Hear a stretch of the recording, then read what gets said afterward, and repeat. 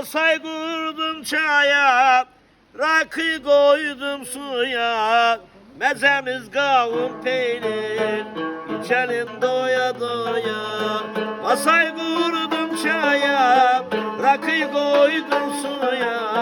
Mezemiz kavun peynir, içelim doya doya.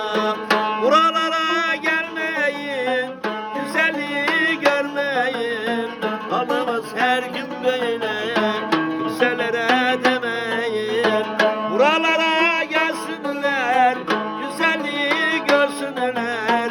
Herkesin bir derdi var, kimseye değmesinler.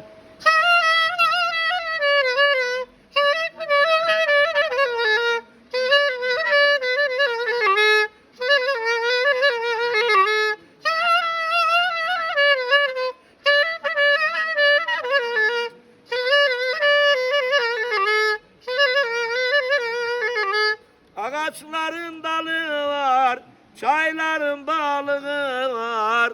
Her gün rakı içilmez, bu gönülde neler var. Çınarların dalı var, göllerin balığı var.